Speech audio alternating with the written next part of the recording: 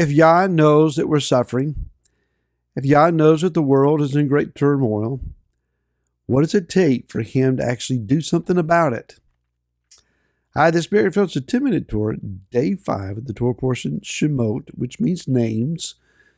And let's go to Shemot, or Exodus, chapter number 2, one more time, and start with verse 23.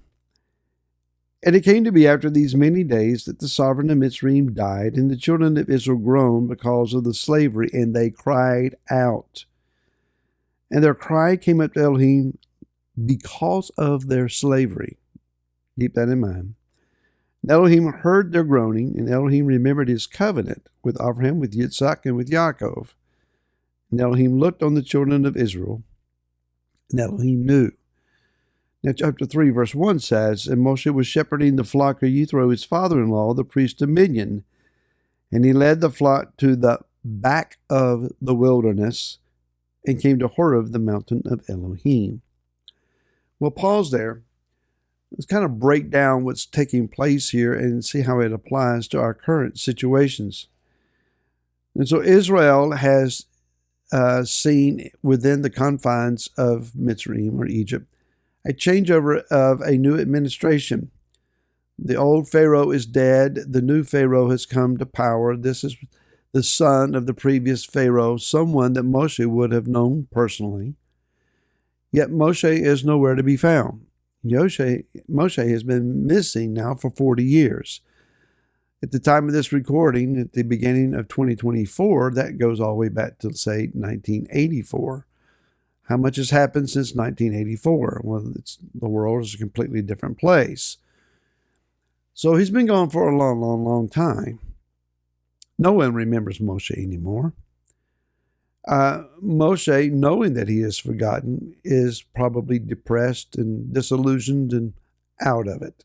Just wasting time, in his estimation, doing what's right in front of him and not worrying about anything. Now let's back up.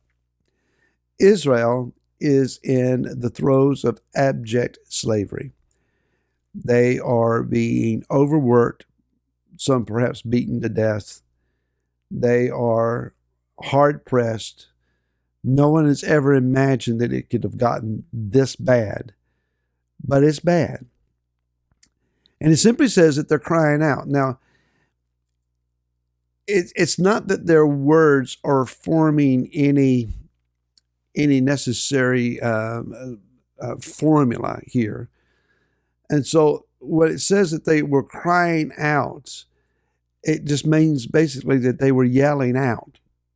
It's not necessarily that they were saying specific words. They were just, crying out and in groaning in pain.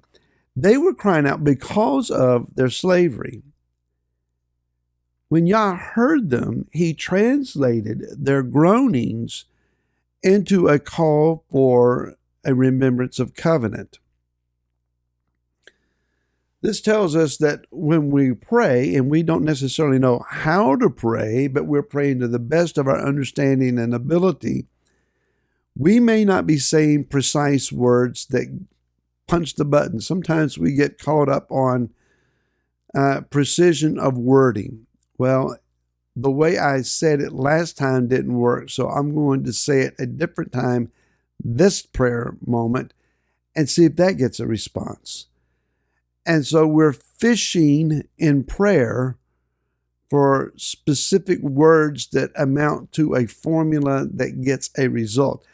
That's not a whole lot different than perhaps those that are using some kind of incantation, some magic formula or formulation to get a response. Pray your heart. Pray your understanding. Pray where you're at that moment.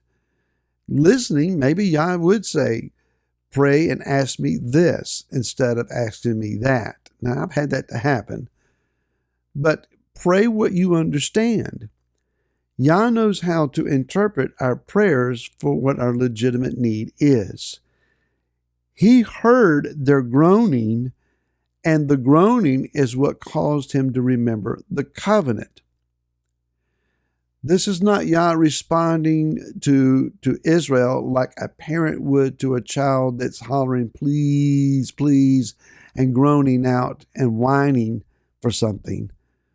But rather, Yah heard their groaning, saw their pain, and that caused him to remember the covenant. This tells us a second thing, that when Yah responds to us, it's not based on emotion. Yes, compassion may have a role to play, but the primary basis of Yah's responding to our prayers is covenant. The covenant is a blood covenant between us, and it describes the parameters, the boundaries in which Yah's actions and reactions, or responses is a better word, to our prayers will be formulated and be given to us. So let's understand, covenant is something we need to understand then. We need to learn the covenant. Unfortunately, many have been taught, take this covenant and toss it out. We got this renewed covenant, or a replacement covenant, that renders the previous one null and void. Well, if that's true, we're all sunk. So let's understand, everything is based on what we're studying now, the Torah. Let's flip the coin over and look at Moshe. Moshe, perhaps in his spirit, is sensing this groaning, and maybe in his spirit, perhaps he's hearing what his physical ears can't hear, and he's under an awareness that these people of his in Mitzrayim, they are under great, great bondage. And so he's leading his father-in-law's sheep, someone else's flock, way out in the middle of nowhere. He's getting as far away as he can. Now, there's a couple of words here that are important to us. One is he is situated from Midian. That's the group that he's with. Midian means strife and contention. Then he's at a place called Horeb. Mount Horeb, or Horeb, means desert, a dry place, perhaps deserted. And he has been in this given situation for 40 years. 40 years, 40 is the number of trial. Israel was tested and tried 40 years in the wilderness. Yeshua was tested and tried 40 days in the wilderness. And so Moshe has been in a place of testing and trying. And perhaps he's come to the dead end of himself, the deserted, dry desert state of his spirit. And it's there then that the messenger of Yah appears to him. And when Moshe turns to that, Yah calls out to him personally, Moshe, Moshe, here I am. Here I am.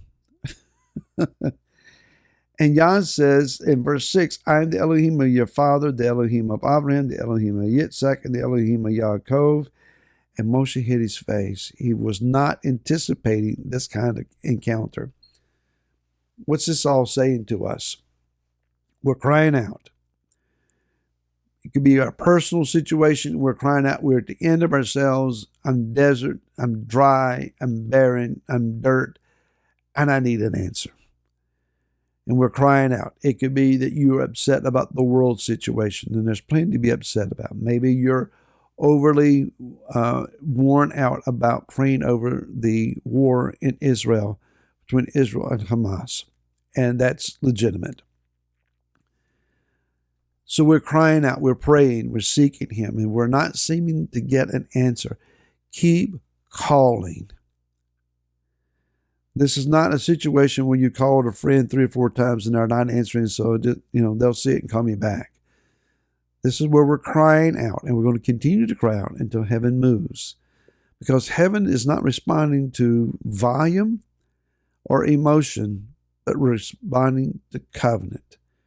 Cry out to him based on covenant. Even if you're like Moshe in the desert place, Yah will hear you. Be encouraged. Shabbat Shalom. Be blessed and favored with the King's presence as you dine together, as you meet together. Thank you so much for all you do for 10-Minute Torah, for your comments, your subscribing, for your support. And we'll see you again next week. Until then, Shalom.